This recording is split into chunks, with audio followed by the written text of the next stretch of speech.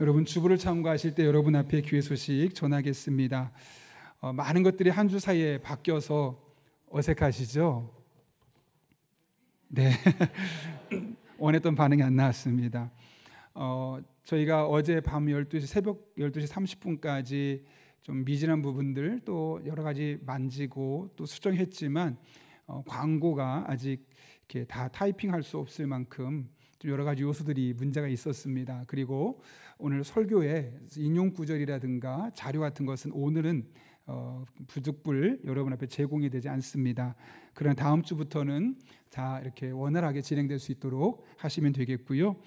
어찌됐든 여러분들께서 그동안 많이 기대해 주시고 또 헌신해 주시고 보이는 것 보이지 않는 곳에서 공사하는 과정 중에 불편함도 감내해 주시고 또 방송실에서 늦게까지 수고하시고 십자가를 또 옮겨주시기도 하고 이런 여러 가지 일들에 많은 분들의 노고가 있었습니다. 일일이 다 제가 찾아뵙고 이야기할 수는 없겠지만 이 자리를 빌어 진심으로 너무너무 감사를 드립니다. 여러분들도 아마 아직 이 LED에 적응하지 못하셨고 또 교회에서도 여러 가지 더 계속 보완하고 있는 상태라서 중간중간 예측하지 못한 일들이 일어날 수 있는데 이해해 주시면 감사하겠습니다. 우리 교회를 방문하신 모든 분들 주님의 이름으로 환영합니다. 등록 원하시는 분 말씀하시면 저희가 친절하게 도와드리겠습니다. 지난주에도 하나님 보내신 한 가족분이 계신데요, 오늘 사진은 나오지 않지만 여러분 기도하시면서 우리에게 잘 정착하실 수 있도록 또 마음을 먼저 나눠주시길 부탁드립니다. 상반기 블레싱데이 관련해서 우리가 이제 이번 한 주 동안 만나서 선물도 드리고 또 다음 주에 초청해서 우리 간증도 듣는 그런 시간이 있는데요, 여러분들에게 의견을 참고했더니 이게 좋다고 해서 드실 수 있는 건데 제가 한번 먹어봤어요. 근데 꽤 맛있더라고요. 그래서 전도 대상자분들 편안하게 만나셔서 드리면 되니까 개수에 상관하지 마시고 필요한 분들 1층에서 받아가시면 되겠습니다.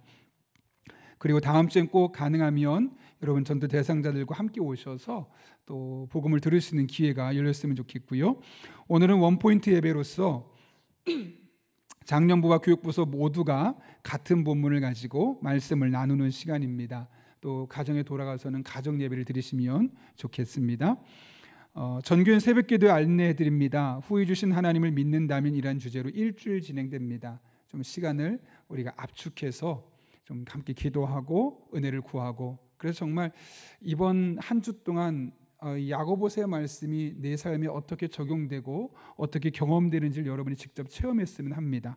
적극적으로 참여해 주시고 매일 참석하신 분에게는 지난번에 이어서 이 컵을 드릴 텐데 이렇게 계속 모아놓으면 아마 이 새벽교회 시리즈로 아마 컵이 또 모아질 것 같습니다. 그렇게 활용하시면 되겠습니다.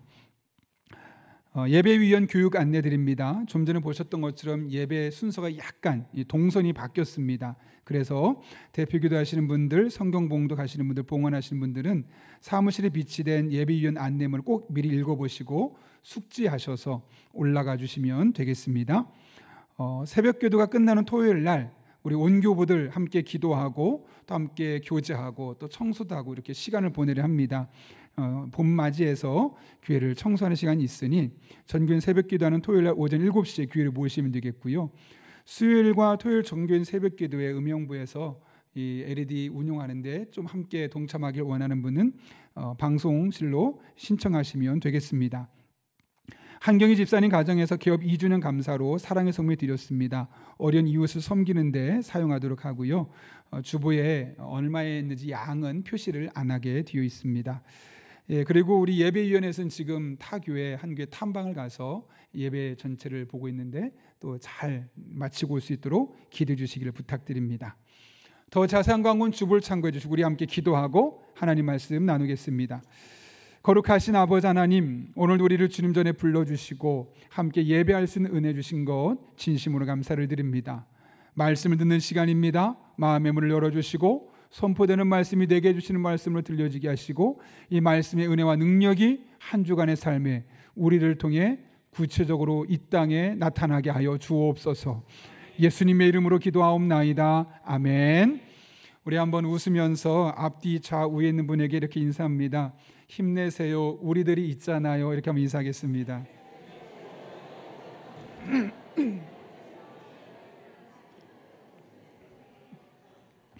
옆에 아빠가 계시면 아빠 하셔도 됩니다.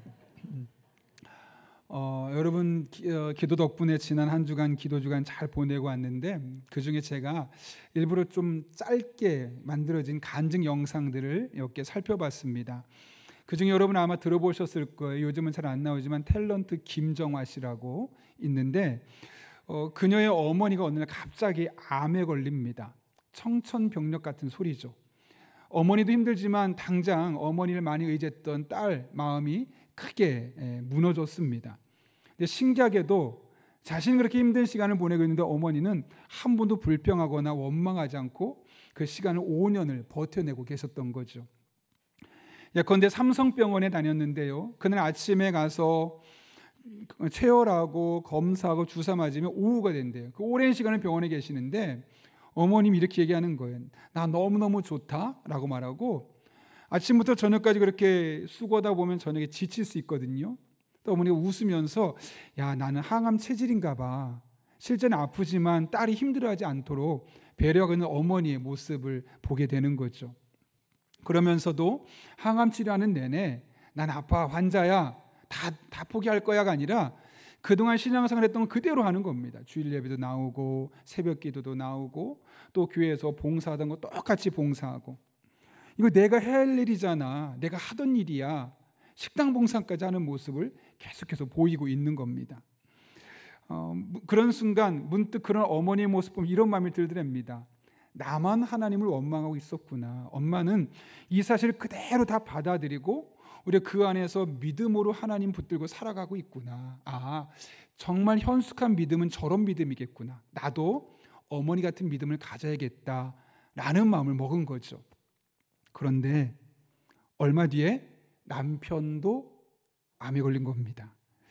그땐 더부지 이해가 안 되더랍니다. 나한테 또 이런 일이 생기는 거야? 엄마가 아파서 힘든 거 그래 이해돼 처음이니까. 그런데 내 남편까지 아프면 나는 도대체 어떡하라는 건가? 그런 마음속에 너무너무 마음속에 원망하는 마음도 생길 수밖에 없는 겁니다. 그런데 어떻게 노력해도 방법이 없는 거예요. 뇌종양이었고 뇌종양을 수술하게 되어도 예후가 좋지 않아서 죽을 확률이 높은 겁니다. 그러다 보니까 하나님을 더욱더 의지할 수밖에 없었고 매달릴 수밖에 없었던 거죠. 어느 한순간 이런 마음이 들더랍니다. 하나님이 알아서 하시겠지. 이거는 포기하는 마음이 아니라 하나님을 믿기 때문에 이 하나님이 알아서 가장 좋은 길로 인도하실 거야 라는 마음을 주신 겁니다. 그래서 그런 마음으로 이제 그 결과를 하나님께 맡기고 있는데 어느 날 남편이 이렇게 말하더래요.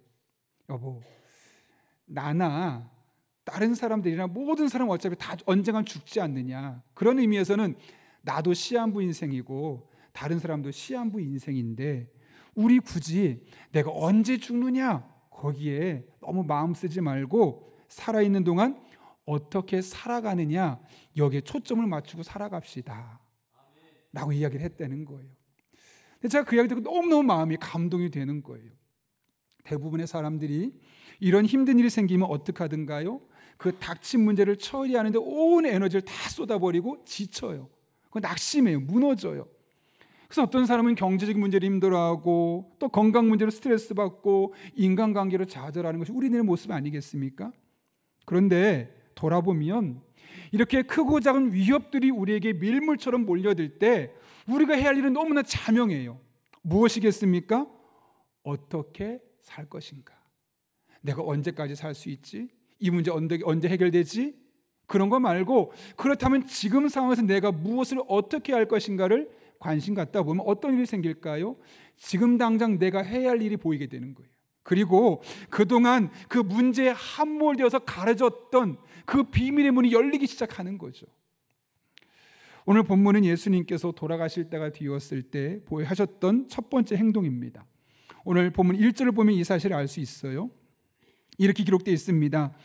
유월절 전에 예수께서 자기가 세상을 떠나 아버지께로 돌아가실 때가 이른 줄 아시고, 여러분 죽기 전에 하는 말을 뭐라고 하죠?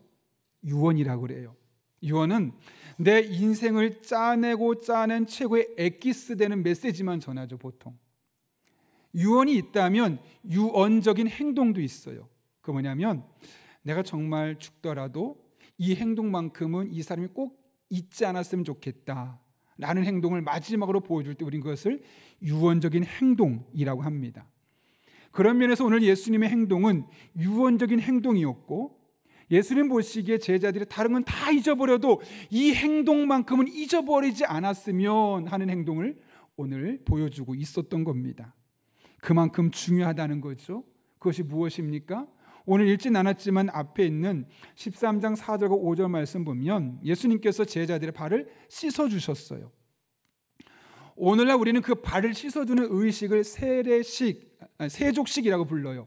의식화해서 만들었지만 그 당시엔 세족식이 아니었고 그냥 한 사람의 발을 씻어주는, 노예와 같이 가장 낮고 지극히 겸손한 자리에서 상대방을 섬기는 모습으로 발을 씻어 주었던 것이죠.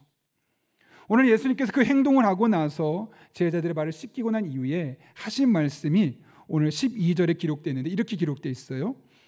그들의 발을 씻으신 후에 옷을 입으시고 다시 앉아 그들에게 이르시되 내가 너희에게 행한 것을 너희가 아느냐. 아니 눈앞에서 발 씻었잖아요. 그럼 제자들이 예수님 무슨 일 하신가 알까요 모를까요? 당연히 알 수밖에 없지 않겠습니까? 근데 묻는 거예요. 내가 너에게 행한 것을 너희가 아느냐? 왜 물었을까요, 여러분? 바로 앞에 있었던 베드로의 태도 때문에 그래요. 예수님이 제자들의 발을 씻겨주려고 하니까 베드로가 완강하게 거부해요. 안 됩니다, 안 됩니다. 왜 그러냐면 그 당시에 남의 발을 씻겨준다는 것은 노예들이 하는 일이었어요. 오죽하면 어느 정도냐면 유대인 중에 노예한테는 시키지 않을 정도로, 노예라 할지라도 그래서 이방인 노예만 했던 일이 바로 다른 사람의 발을 씻어주는 일이었거든요. 그 당시에 고고학적인 자료를 살펴봐도 이를 뒷받침해 주는데 발을 씻어주는 것, 남의 발을 씻어주는 것은 품위를 잃는 천한 행동으로서 아내가 남편의 발을 씻어주거나 아이가 부모님의 발을 씻어주거나 제자가 선생님의 발을 씻어주거나 이런 것들까지도 금지할 정도로 남의 발은 웬만해서는 씻겨주지 않는 것이 그 당시에 관습과도 같은 것이었어요. 그런데 그 당시 예수님 스승이잖아요. 스승님이 제자들의 발을 씻어준다고 하니까 화들짝 놀랄 수밖에 없었던 것이죠. 그리고 그렇게 놀랄 수밖에 없었던 이유는 베드로의 태도 때문에 그래요.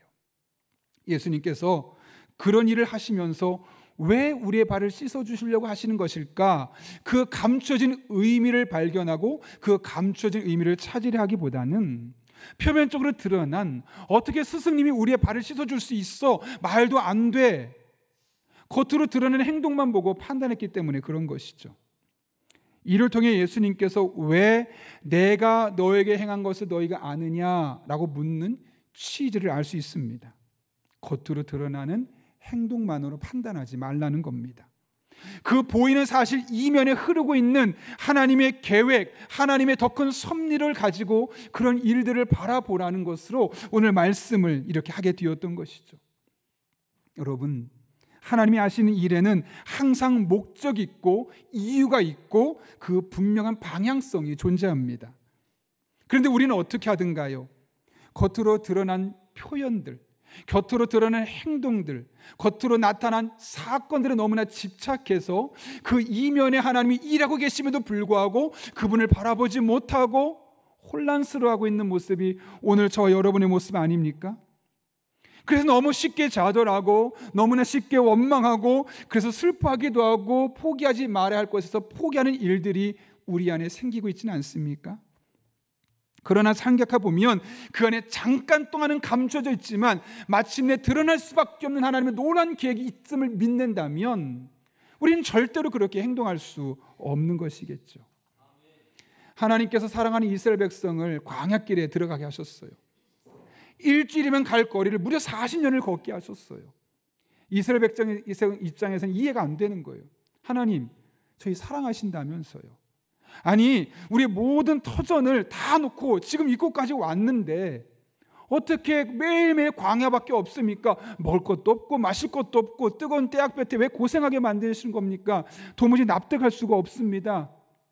하나님 원망합니다. 우리 다시 돌아가겠습니다 라고 말하고 심지어 어떤 사람들은 보이지는 않는 하나님 쓸모없어. 보이는 신을 만들 거야. 금을 모으고 모아서 금 신상을 만들고 이것을 숭배하겠다라고까지 합니다. 왜 이런 일들이 보이게 되는 걸까요, 여러분? 광야로 보내신 하나님의 깊은 뜻을 볼 수 없었기 때문에. 그들 눈에 보였던 것은 겉으로 보여지는 광야를 걷고 있는 자신들의 처량한 모습, 초라한 모습, 왜 우리가 이렇게 살아야 하는 거야? 이것만 보니까 그 이면에 분명한 뜻을 갖고 그 일을 하고 계신 하나님을 바라볼 수가 없는 겁니다. 그런데 하나님은 다 계획이 있으셨죠. 하나님이 사랑하시는 백성을 굳이 광야길로 걷게 하신 이유가 있습니다. 이것은 모세를 통해 신명기 8장에서 이렇게 말씀하세요. 제가 한번 읽어드릴게요. 내 마음이 교만하여 내 하나님 여호와를 잊어버릴까 염려하노라. 여호와는 너를 애굽 땅 종되었던 집에서 이끌어내시고 너를 인도하여 그 광대하고 위험한 광야 곧 불뱀과 전갈이 있고 물이 없는 간조한 땅을 지나게 하셨으며, 이스라엘 백성이 그렇게 걸어갔다는 거예요.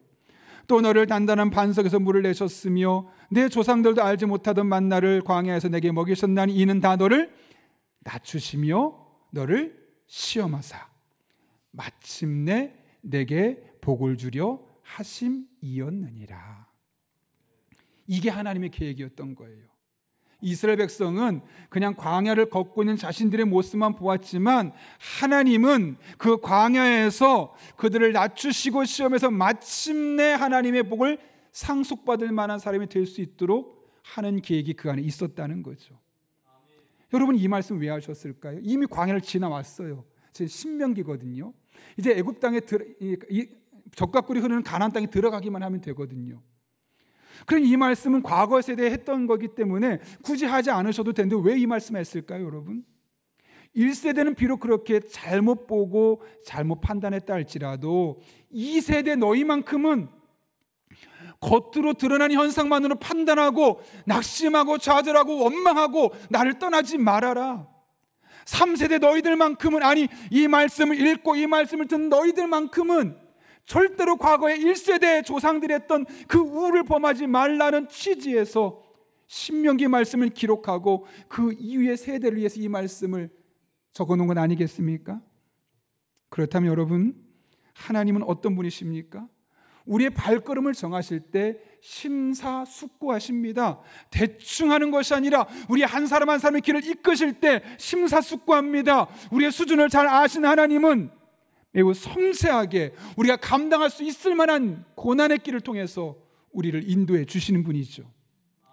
그러므로 그분의 계획을 신뢰하십시오. 절대적으로 하나님을 의지하십시오.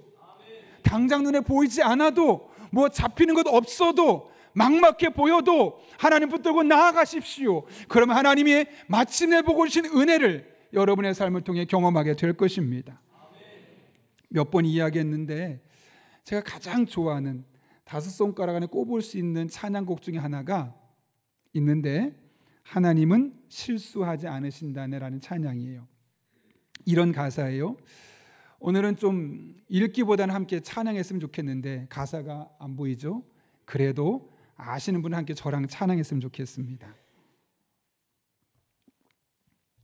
한번 불러볼까요, 그럼?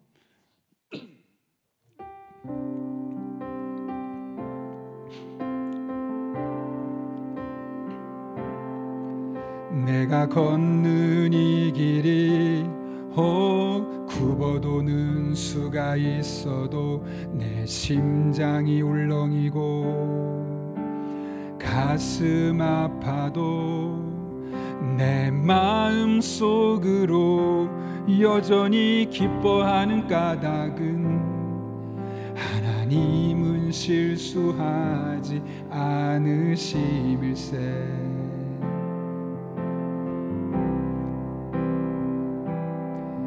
내가 세운 계획이 혹 실패할지 모르며 나의 희망 덧없이 쓰러질 수 있지만 나 여전히 인도하시는 주님을 신뢰하는 까닭은 주께서 내가 가야 할 길을 잘 아심일세.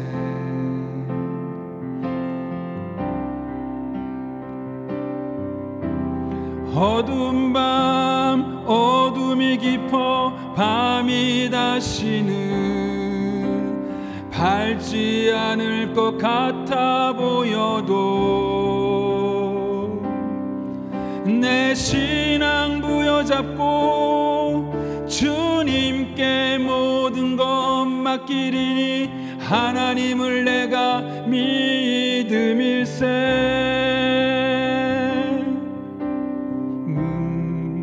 내가 볼 수 없는 건 너무 많아서 너무 멀리 가물가물 어른거려도 운명이여 오라 나 두려워 아니하리.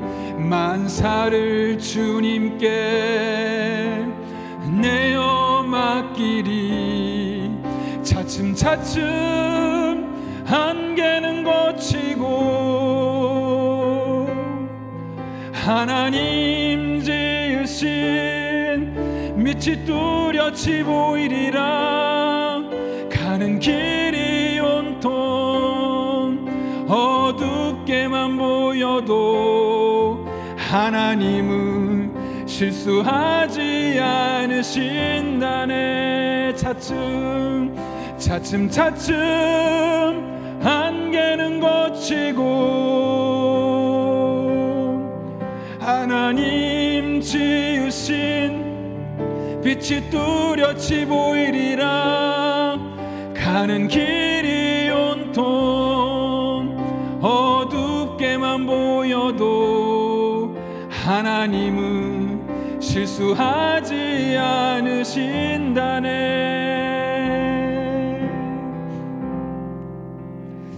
아멘. 네.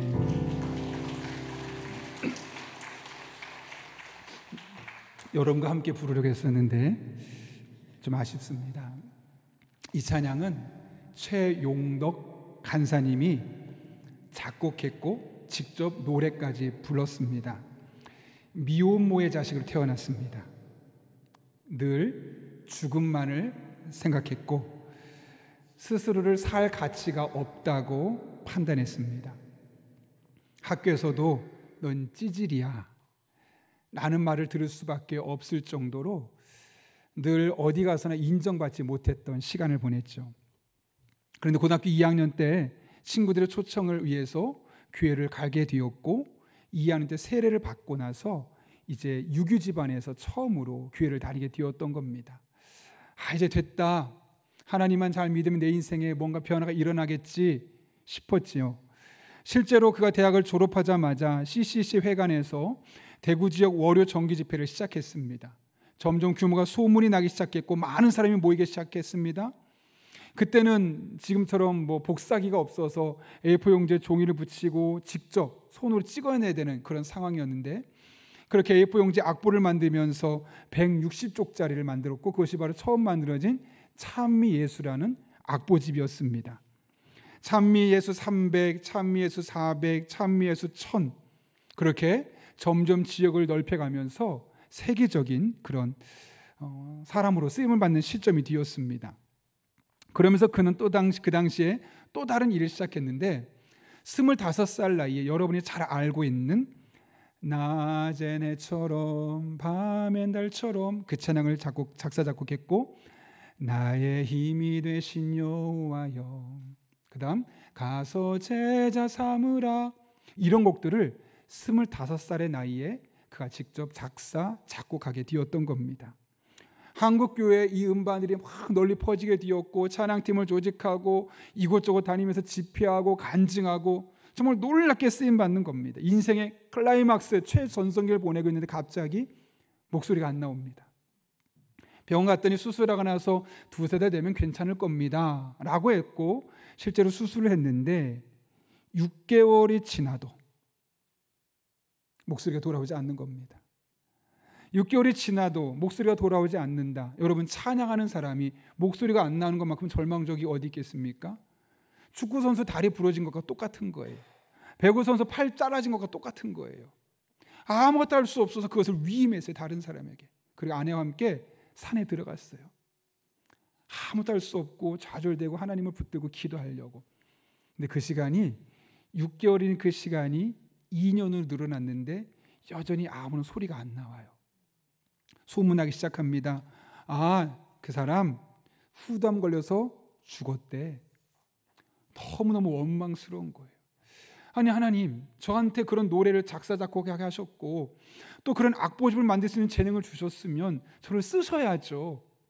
아, 제가 이렇게 하나님이 저를 이렇게 쓰셨습니다. 간증하게 하셔야죠. 어떻게 제 목소리를 2년 넘게 안 나오게 하셔서 아무것도 못하고 무기력한 사람으로 만드시는 겁니까? 그때 하나님 이런 마음을 주시더래요. 나는 너를 결코 떠나지 않았어. 나는 절대로 너를 버리지 않아. 그분 말 그대로 하면 내가 너와 함께 말 못하는 벙어리의 골짜기를 함께 통과하고 있어.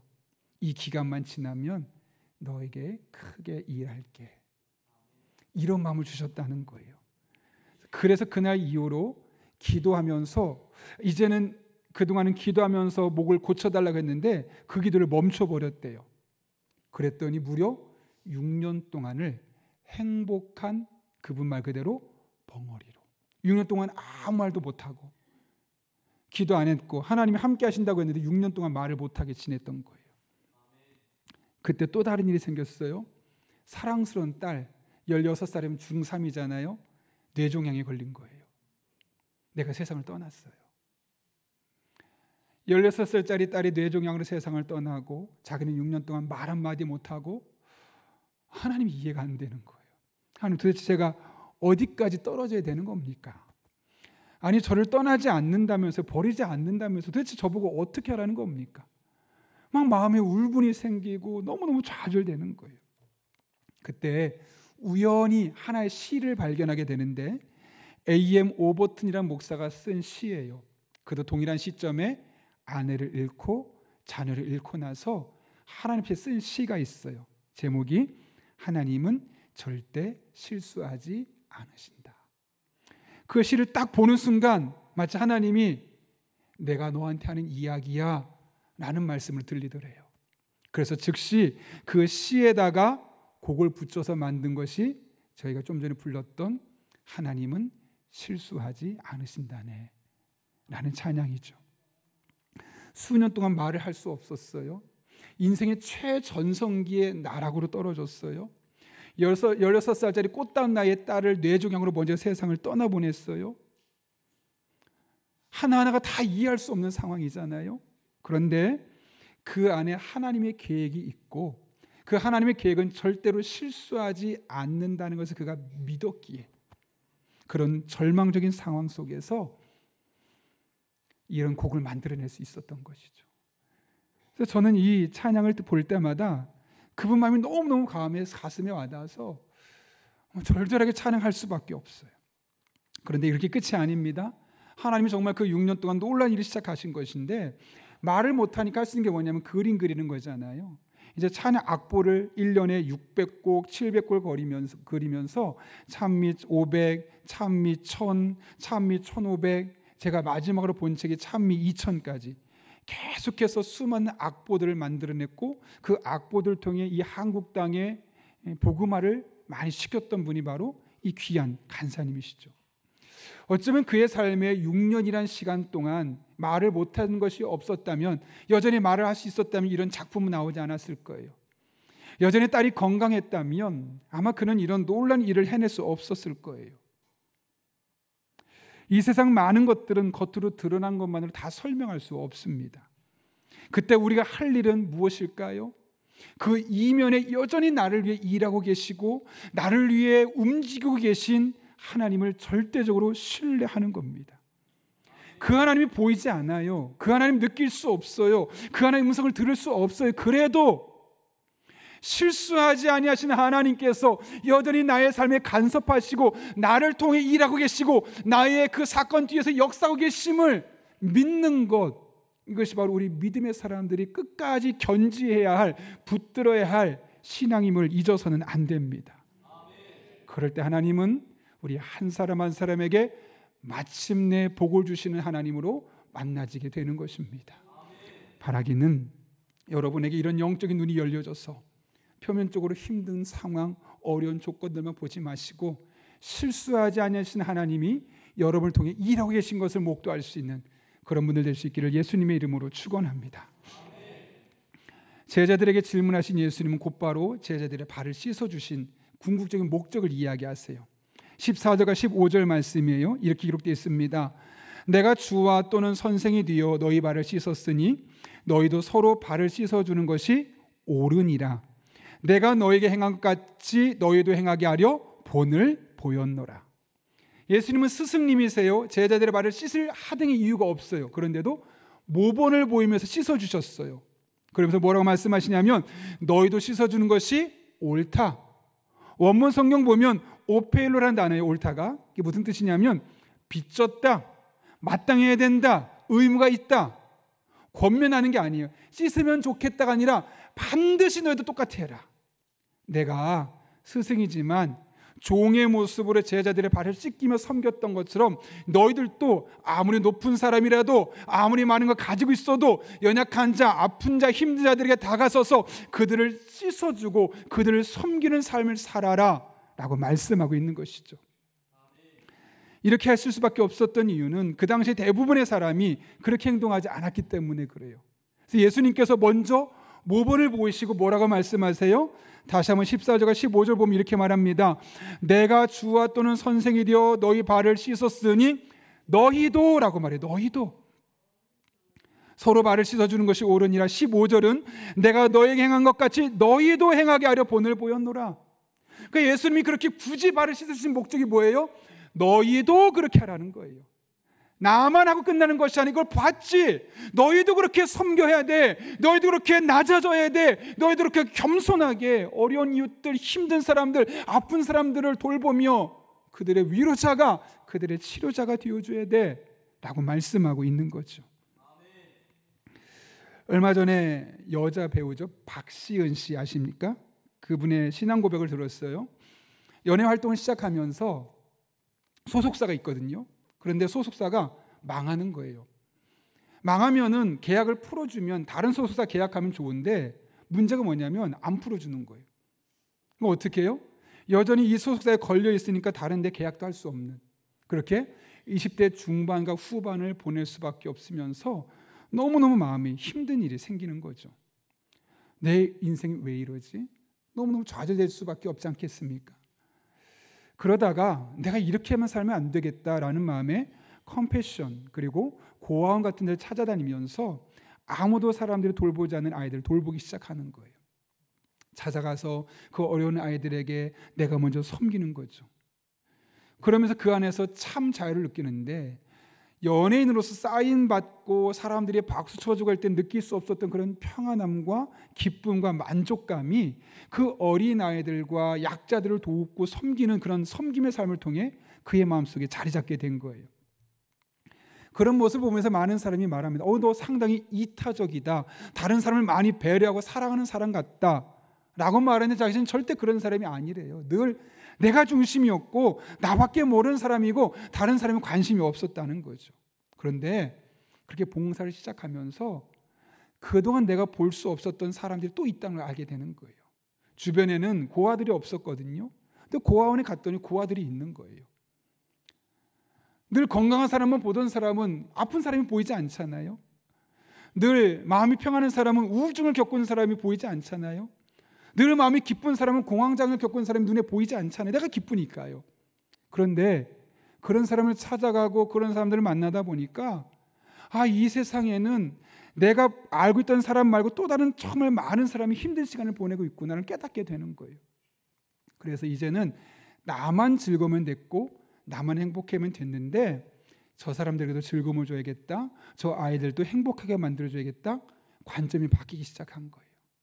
놀라운 것은 사람들이 너 달라졌다. 왜 이렇게 변했어?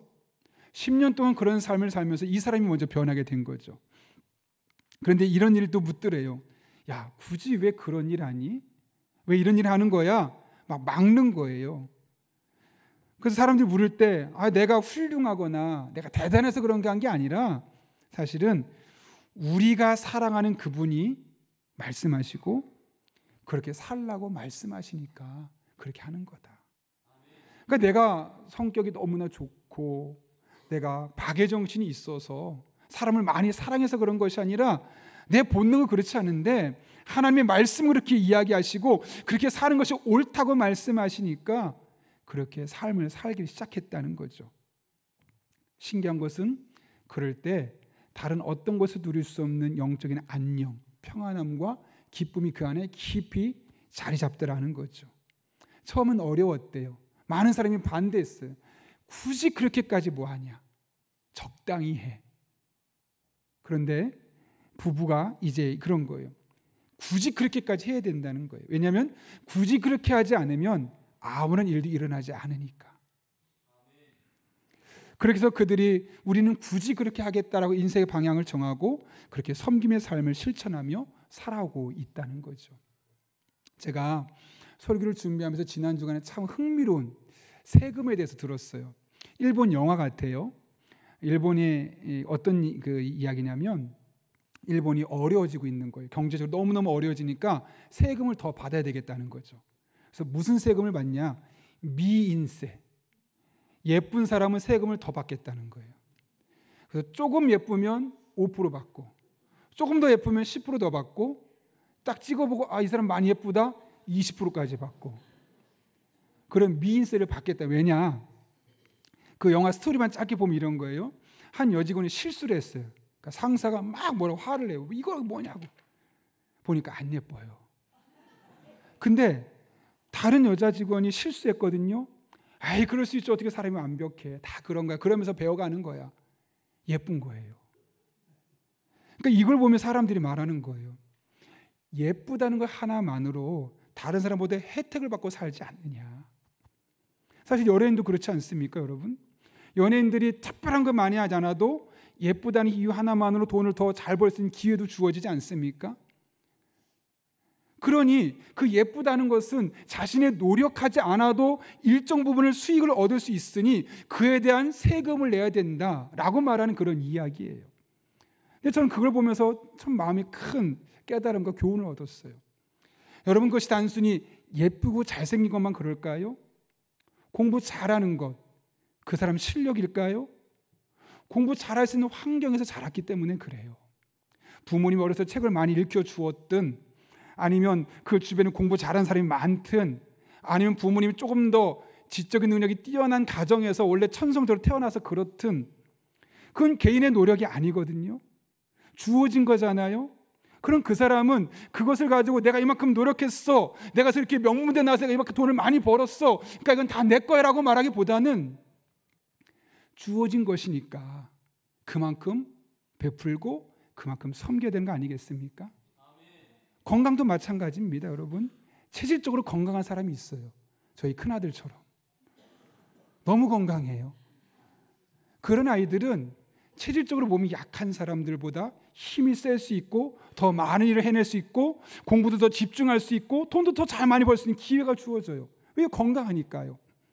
그러면 그 사람이 돈을 많이 벌면 다 그게 그 사람의 능력입니까? 건강을 주신 하나님이 있기 때문 아닐까요? 똑똑한 것도 외모도 신체 능력도 돈을 잘 벌 수 있는 능력도 인간관계를 잘 해낼 수 있는 사교성도 여러분의 능력일까요? 과연? 하나님이 우리를 통해 사교성이 없는 사람을 품어주라고 사교성을 주신 거고요. 나보다 공부를 잘할 수 있는 환경에 놓여있지 못해서 어렵게 살아가는 이들을 도우라고 나에게 공부를 잘하고 정책들을 만들라고 명문대 가게 하셨고 높은 직급에서 정책을 세우는 자리에 서게 하신 거고요. 건강도 마찬가지고 돈을 잘 벌 수 있는 능력도 마찬가지입니다. 개인의 능력이 아니에요. 돈을 잘 벌 수 있는 능력이 있는 사람이 있어요. 하나님이 그 사람 눈에 보이게 하신 거예요. 그럼 그 사람은 그거를 내 능력이 아니니까 하나님 주신 거니까 미인세처럼 섬기는 데 사용해야 되는 거예요. 베푸는 데 사용해야 되는 거예요. 그런 능력이 없어서 힘들게 살아가는 이들을 위해서 우리가 쓰라고 하나님이 우리에게 주신 거 아니겠습니까? 그래서 저는 그럴 리는 없겠지만 미인세, 공부세, 건강세, 돈 잘 버는 세금 등등등 개개인에게 있는 그 능력들을 세금으로 먹여서 정말 함께 나눌 수 있는 세상이 될 수 있다면 어쩌면 그것이 하나님의 나라가 아닐까라는 생각까지는 해봤어요. 현실적으로는 불가능하겠지만 여러분, 하나님께서 여러분에게 주신 은혜가 무엇입니까? 다른 사람보다 조금 잘하는 거, 탁월하게 잘하지 않더라도 그래 내가 요거는 그래도 중간 이상이 되는 거야. 잘 생각해 보십시오. 중간 이하의 사람들을 섬기라고 주신 거예요. 움켜쥐고 나만을 쓰다 보면 탈락이 되어 있어요. 그런 의미에서 하나님 주신 은혜를 붙들고 그것으로 사람들을 섬기는, 또 교회를 섬기고 세상을 섬기는 저 여러분 될 수 있기를 바랍니다. 오늘 읽진 않았지만 17절에서 예수님 이렇게 말씀하세요. 너희가 이것을 알고 행하면 복이 있으리라. 여러분 한 분 한 분에게 이런 복이 임할 수 있기를 예수님의 이름으로 축원합니다. 함께 기도하겠습니다. 우리 한 1분 정도지만 오늘 말씀을 기억하며, 하나님, 제가 자꾸만 겉으로 드러나는 것만 보고 그 안에서 일하고 계신 하나님을 보지 못했습니다. 그러나 내 눈을 거꾸로 현실이 아니라 그 이면에서 실수하지 않는 하나님께서 이런 고통, 이런 고난, 이런 아픔을 통해 어떤 일을 행하실지를 믿음의 눈으로 기대하게 하시고 믿음의 눈으로 바라보게 하여 주옵소서. 또한 하나님 주신 것을 가지고 연약한 사람, 부족한 사람, 아픈 사람 섬길 수 있는 섬김의 사람 되게 하여 주옵소서.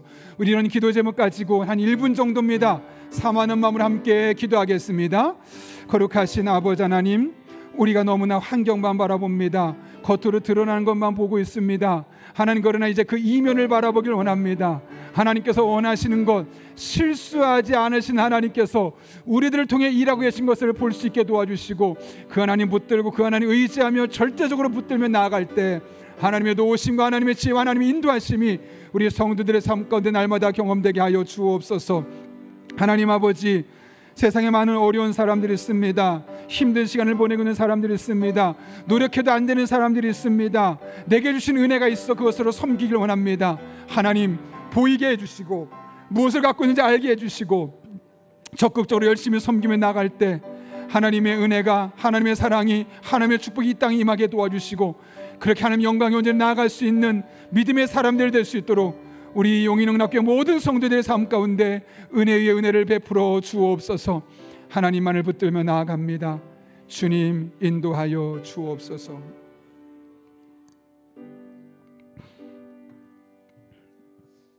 살아계신 아버지 하나님, 오늘 하나님의 말씀을 통하여 이 한 주를 어떻게 살아야 할지를 깨닫게 하신 은혜 진심으로 감사를 드립니다.